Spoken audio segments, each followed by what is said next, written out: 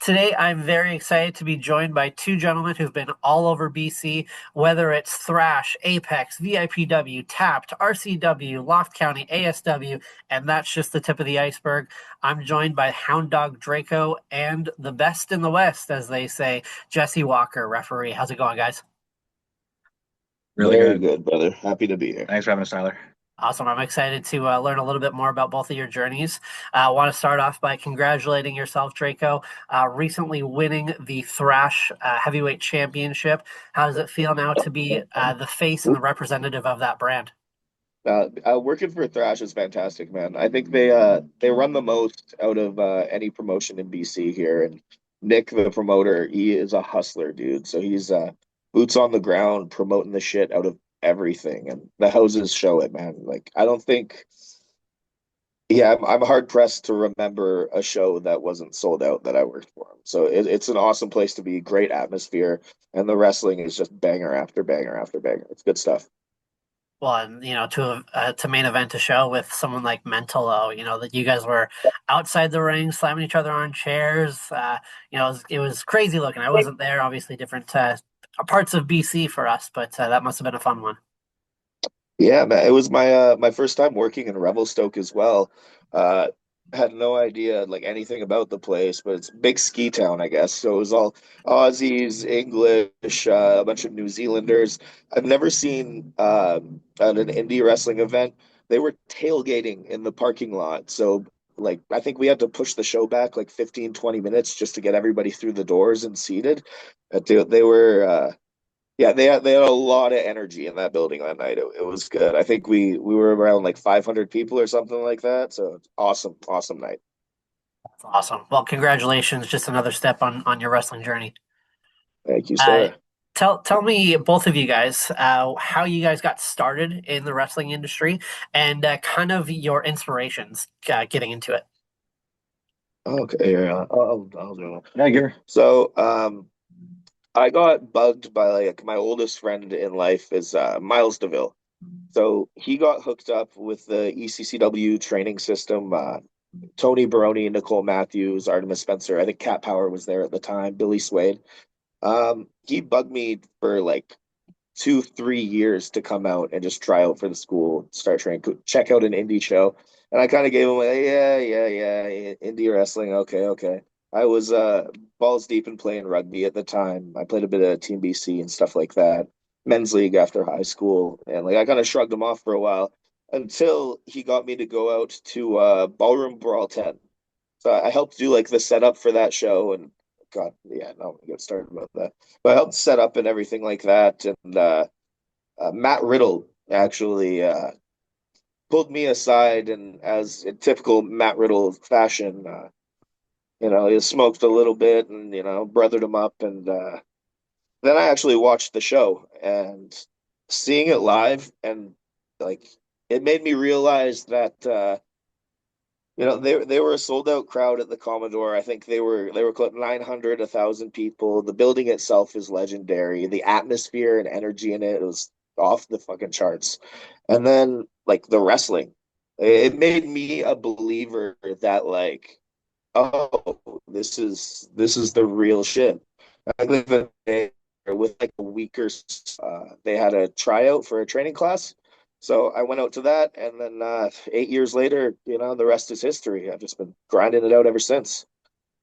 Let's go Stripes. yeah, What's man. that? I mean, my story is similar in the beginning as well, where I had close personal friend of mine. I'll peel the curtain back. The gambler Bryce Lowe. I love him to death, man. He started training out of the Lions Gate Dojo, and started making an impact on the local scene. And he was like, "Hey, man, like we grew up as wrestling fans together." And he was like, "You got to just come help out in the scene, man. Just come and these are our people. Come hang out, right?" And I was like, "Okay." So I just started as a guy that was just helping out on shows, setting up chairs, setting up the ring, odd jobs, running gear back and forth, whatever needed to be done. I was willing to do it, and I ended up trying out for the Lions Gate Dojo myself, gambler, and this guy over here, Draco, helped push me to do that to go to go and get some proper training. So I started learning from the best there, and there was just this gap kind of in the local scene of a referee. Like the scene really needed a ref, and I was kind of right place, right time, willing to give it a shot. I figure, hey, like I'm such a fan of this stuff, why not have the best seat in the house and see it as close as you possibly can be? So it's something that I'm super proud of. I've been able to ref some of the best here, and I'm just happy to be here, happy to be part of the scene, and happy to have the opportunity. I love how positive like everything has been too. I mean, like how how the wrestling scene can be, and I'm very much outside of it, just as a fan. I love hearing your guys' stories of how positive. Buddy's bringing you in. Miles has been on the show. Gambler's been on the show. So to hear that you guys all kind of come together and find your way in the wrestling business is really cool to hear. Big shout out to Lions Gate Dojo and Oh, Bryce Lowe as well. Bryce is a stud on the indie scene, but yeah. the culture that Lions Gate has culminated, and also the caliber of like I guess the workers, not just trainees, but the workers that they're producing is they're helping build a phenomenal scene out here where like you gotta bring something to the table if you're gonna get on a show out here, man. It's dog eat dog, unintended. Yeah. Yeah, I What mean, would you guys say is your highlight of training? Highlight of training: El Phantasmo making everyone do a swanton off the top rope and then calling you a pussy if you didn't. That shit tickles me pink. No, but it's hard to pinpoint, man. In that school, you've got like Baroni for me was like my psychology and my character work. Artie was, I don't want to say just like high spots, but Artie was the more advanced stuff, lucha, British strong style. Like he's underrated, very underrated. That guy is the one of top three, if not the best in Canada. He's an absolute yeah, stud. the best kept secret, Yeah, absolutely, yeah. right? Like Well, he shouldn't yeah, be, he shouldn't be. Young Gun's the best gun. Artie did his dirt in Defy and was, he's done his thing. And then Nicole is just a technical savant. She teaches everybody how to do the real wrestle. And Artie does that as well. Don't get me wrong. We would have shoot classes and snake pit on Sundays and stuff where we're tying each other up in knots and everything. But between the team they have there is like you're gonna come out of that place a well-rounded wrestler, and that you're not gonna get put in these situations that you're uncomfortable with. They do it right there. It's phenomenal. Yeah, I agree. Hey, thanks for clicking on this video. To help support us, click that like button and make sure to hit subscribe. Highlight for you, Jesse?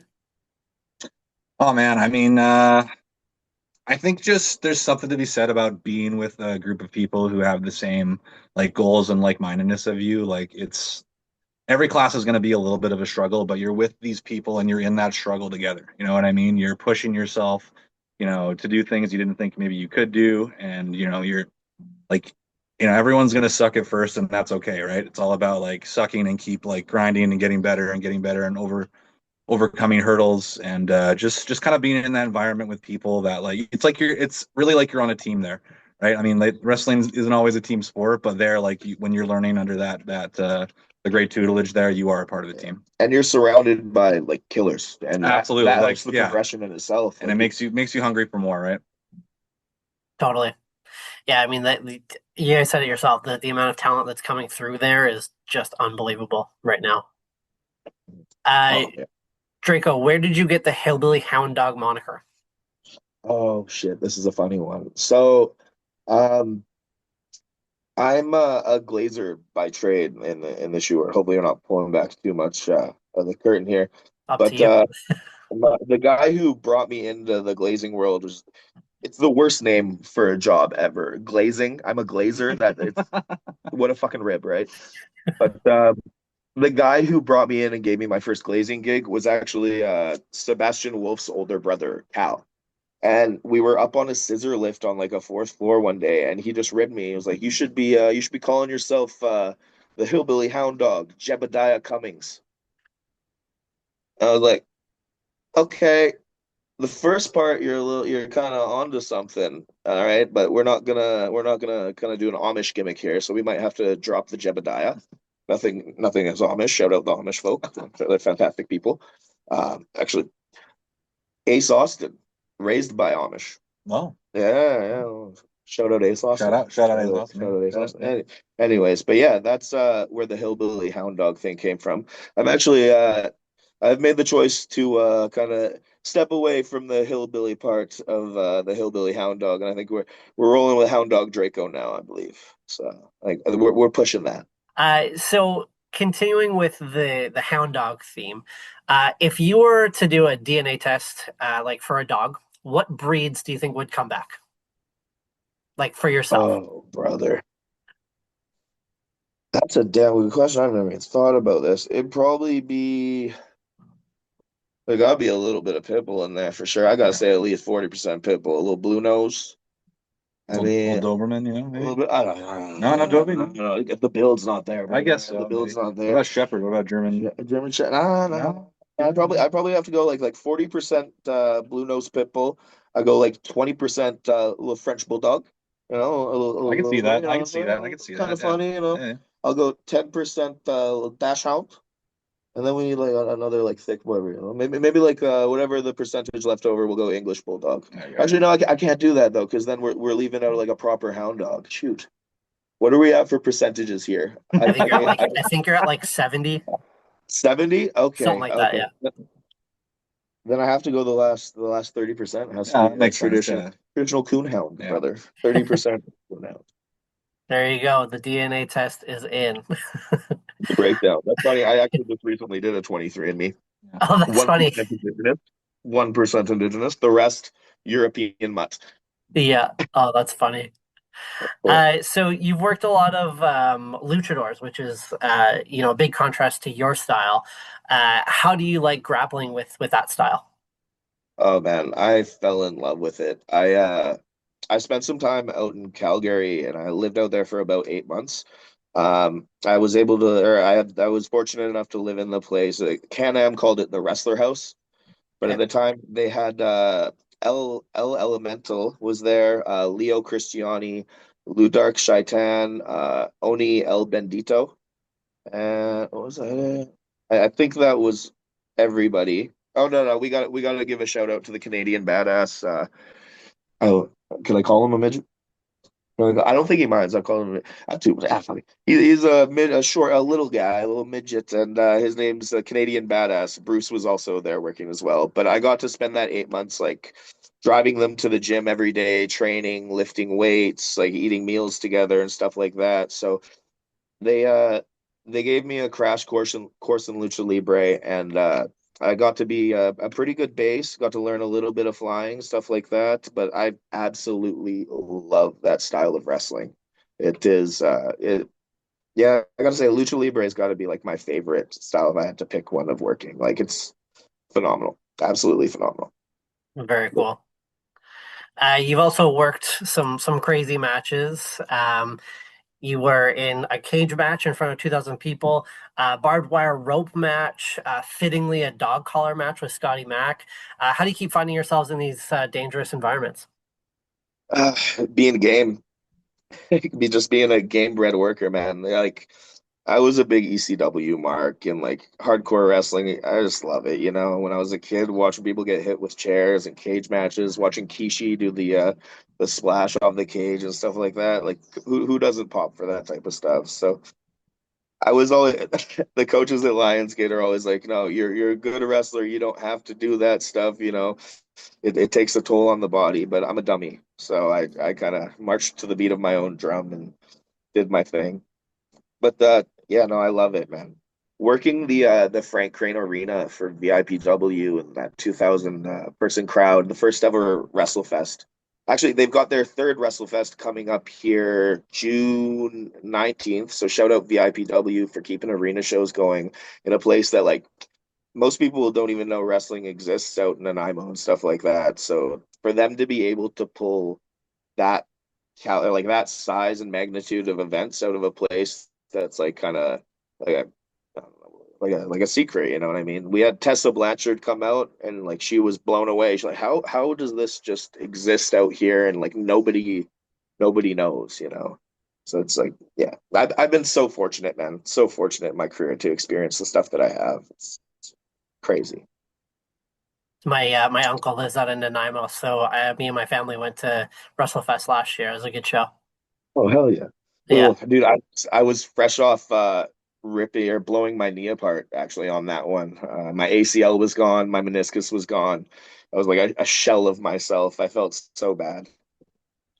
The type of match it was, like I was able to make it work, and I could rely on the other members of Team Hounddog to kind of pick up the slack. Cordova Corp, I believe. Yeah. Yeah. Scott Steele, Scotty Michael, Ty was out there. Who Shooter? Was there one more? Who was the fourth? Because they had four, right? Um, Steele, I Scotty, Shooter.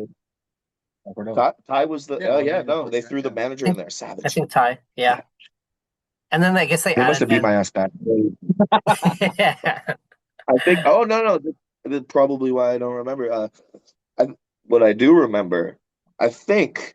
I don't know. You can fact check this one, but I might be the only worker to do or to take a Tokyo Tower or to do like light tubes and glass in an arena. I don't think I don't I guess for GCW they do like the big theaters and stuff like that, but in like an arena, I may be able to claim I'm the only guy that's done, the deathmatch light tube spots and on that size of a show. So. Hey, I'm not gonna hold you against it, you know. Yeah, pat on the back. We talked about dangerous situations for you, Draco. Jesse, you found yourself in some interesting situations. We were talking earlier about one of the shows in Vancouver that ended up on Granville Street, uh, Yeah. and you were involved in that one. Do you want to kind of either that story or another crazy one that you've got in mind to share for that? Yeah, I mean, that show was pretty crazy. Not gonna lie, definitely the craziest show I've been a part of. I don't want to peel the curtain too much on that one because it is a if you were Dude, there, dude, if you saw the clips. give us Okay, some well, content. Give us some content. I'll give you a little bit. There so the flares were obviously brought in a part of Shotzi Blackheart's entrance, and it was very spectacular. Looked really, really cool. Unfortunately, it did smoke out the inside of the venue, but Set the fire alarms off. obviously Make everybody the leave show the the venue in the show main event. the show must go on. So the wrestlers did leave that venue and had a brawl all over Granville Street. I'm sure if you've seen the clips online, you'll know how crazy that was. We had suplexes off of benches. We had bodies flying off of hot dog stands. The hot dog truck dive Uh, was wild. we That had was wild. people going through doors and plywood and alleyways. It was honestly absolute pandemonium. Police presence as There was well. we Police had police. presence watching the Police were show. on the scene. Luckily, they did allow us to finish that match against maybe their best wishes. But as the head official, I had to hold it down out there and back the police up and be like, "Look, this is a pro wrestling match we got going on right now. The people need to see the Keep them finish, right?" under And so control. we did have a finish to that match, and I will take credit for that. You're welcome. No, nobody better to officiate that Yeah, type of madness. thank you, brother. Appreciate you, Come on, appreciate you, man. man. Let's Thank go you. over the boys. Come on. Do you have a favorite? I guess one match in general that you've ever refereed, or maybe like a preferred scenario. Do you not like tag teams? Do you not like triple threats? Do you love doing certain type of matches? Oh man, my favorite kind of match is a good old one-on-one match, and that doesn't necessarily mean a traditional wrestling match. Just one guy versus one guy. They got beef. They got to settle it in the ring. I mean, those tag matches could get crazy. To circle back to what you said, a favorite match of mine is something that happened very recently at Nation Extreme Wrestling, and that was Miles DeVille versus Ricky South for the NEW Championship. Um, that match was something very special. I had the privilege to referee both Ricky and Miles over the past 3 weeks here at several different promotions. That was Boom, NEW, and Canadian Apex Wrestling. Each match they had was a different vibe, complete. They told different stories, but they also told. If anybody saw those three matches, they kind of told one big story over the three of them, and it was honestly really, really cool. I'm a firm believer that Miles DeVille is the current best wrestler in British Columbia, possibly Canada. I think he's the man. He's a stud. And Ricky South, obviously, he's a top guy out here. He's really made a presence down here in BC. So yeah, If you got a chance to look up those matches, man, it is I, those I, guys are maniacs. Like I, yeah. Highly recommend giving them a watch. If you're a wrestling fan, check them out. Yeah, check out Miles DeVille or Ricky South, NEW, Boom, Apex, Jesse. Like follow everyone on Instagram. There's a lot of great stuff out there. It's DC is absolutely popping right now. They used to call it a black hole, believe it or not. Yeah. But thanks to the ones that came before, like Lions Gate and everybody that's contributing, man, we're popping right now, and we're drawing crowds. It's a good time to be an independent worker out here. It feels like a renaissance right now in the BC scene. Like it's so cool, and that's a big part of you got characters like this guy right here. I mean, the West Coast Heavies, shout out Top Quality, Matt Bronson, Lance Skulls, Sean Murphy. Yeah. Too many we couldn't even mention them all, man. There's so many guys out here doing good work, and girls, right? I'm putting over everybody. I might be somebody. I say it all the time on the show. You guys are spewing the exact same thing. We are just spoiled in BC. Whether you're a wrestler, whether you're a referee, whether you're myself, just a fan watching the product, there is zero excuse not to find good wrestling locally. Not just wrestling, but good wrestling. Touching on that, Tyler, the good wrestling thing, I must ask you, have you had the pleasure of touching base with one Bonkers from MPW? Bonkers. Is that from the Carnival of Chaos? Have you? I had Pete on the show, but not Bonkers. My boy, Prankster Pete, I believe. Yeah. Yeah. If you get the chance, check out my boy Bonkers. They're producing some phenomenal content, specifically their promos. So shout out MPW and shout out Massive Damage and Bonkers and the Carnival. And fuck Jerry though. Fuck Jerry from the Carnival. I'll make sure to pass on the message. Speaking of MPW, Monster Pro Wrestling out of Edmonton, Alberta, they recently hit up Northern Manitoba on the Death Tour. They were on all the shows up there. They've been going for a few years. I'm not sure how many years you've gone, but you joined them this year on the Northern Death Tour with first year on the Death Tour, bro. First year. Yeah, what a pleasure it was to meet Tony Condello. That man is a unicorn. He is something mystical that will never be seen in this world again. I could spend an hour talking about the things that I saw on that tour, but it was phenomenal experience. Tough because actually my first match back from the ACL surgery and everything like that, I came back way too soon because I'm a dum-dum.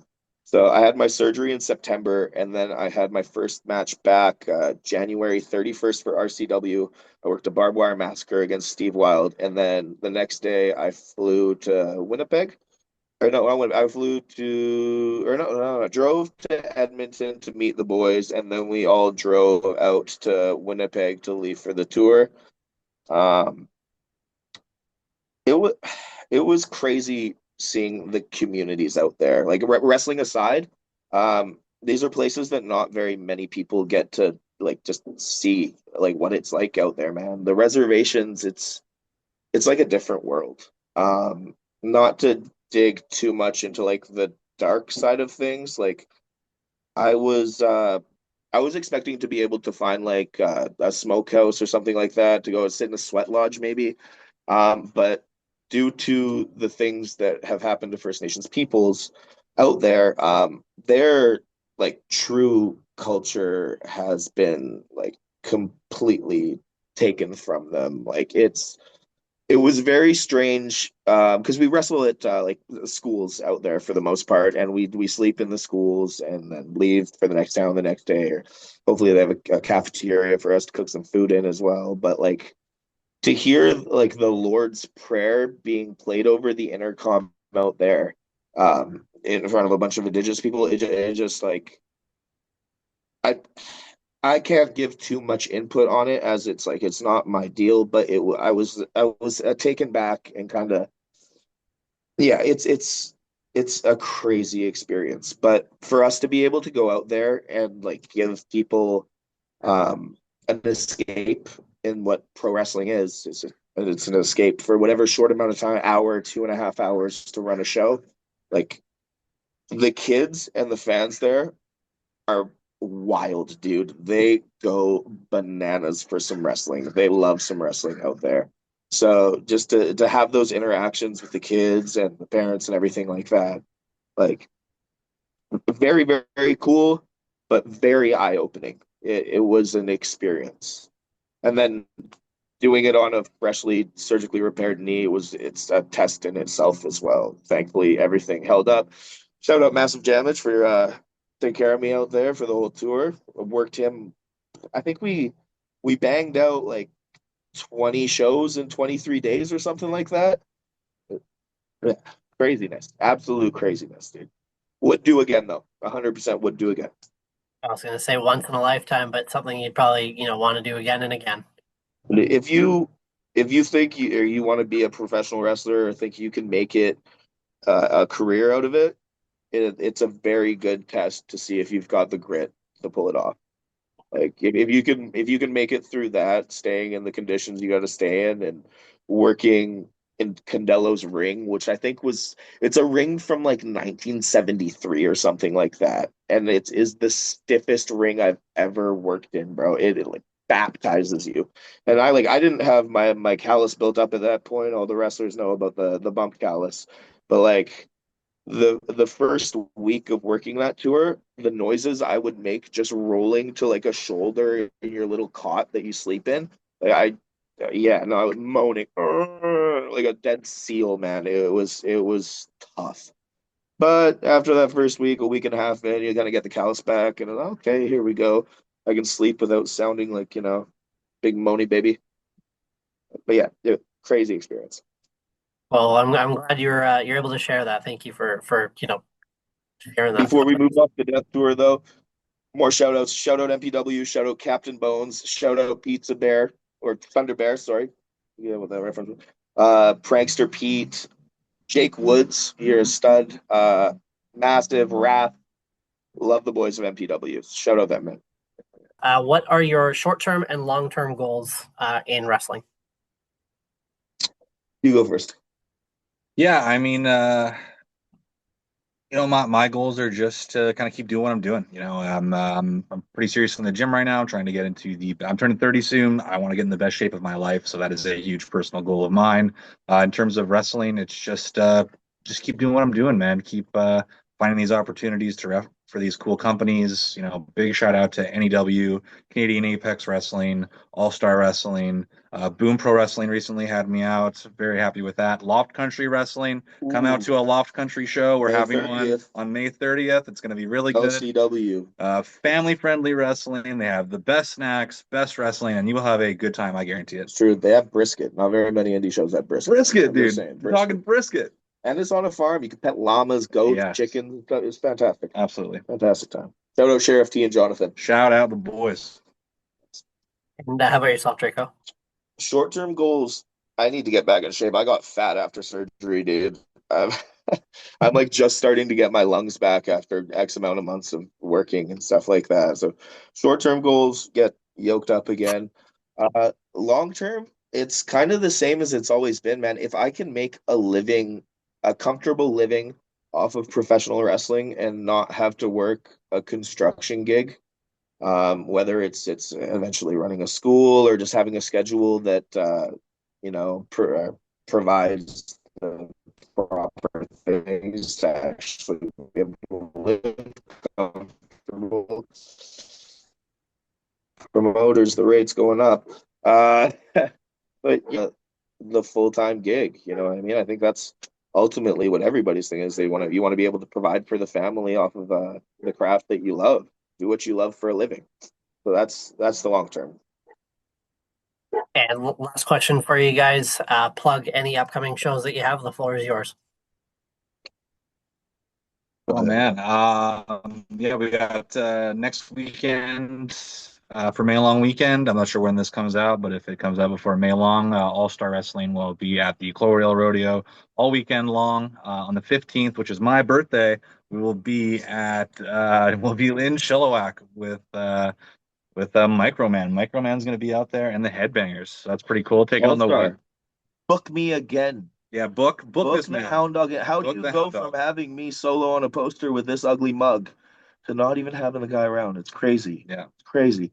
But for putting over shows that I'm going to be on, the big ones here, we got the Super Evil Bloody Hell Elimination Death Tournament for Thrash Wrestling. I know it's a mouthful. It's bananas. It's where that crazy barbed wire match with BJ Laredo went down. Shout out BJ. Transition off BJ, promoter of VIPW. We've got WrestleFest 3 coming up, the big arena show. So we need to move some tickets to fill those seats because there's a lot of seats out there, man. And that's happening on June 19th, I believe. And Super Evil. And we've got probably the best lineup of workers on that show that it's ever seen. And it's always a wild time, man. Thrash slanging beers and tequila shots and deathmatch and light tubes and people flying off balconies. We're actually bringing it back to the OG venue that they started running it at. It's an outdoor spot in Enderby. So we have free reign to go off the wall, whatever we want to do. So if you're that kind of maniac who likes to see that crazy stuff, there's roofs to jump off. It's gonna be insane, insane. I Hound Dog guarantee endorsed fully 100%. Worth the price of admission and then some. We should up ticket prices just off this. Yeah, we should. Really We should. We should. I need to get paid more. Lots of places to find yourself, Hound Dog, and as well you, Jesse. Lots going on in the BC scene, and really appreciate you guys taking the time to join me today. Hey, thank you so much, Tyler. You're a stud, man. It's Yeah. been fun talking to you, man. We appreciate what you do putting on for the scene, man. Thank you, Tyler. Keep doing what you're doing. Thank you very much. I appreciate it, guys. I'm just going to hit stop record here.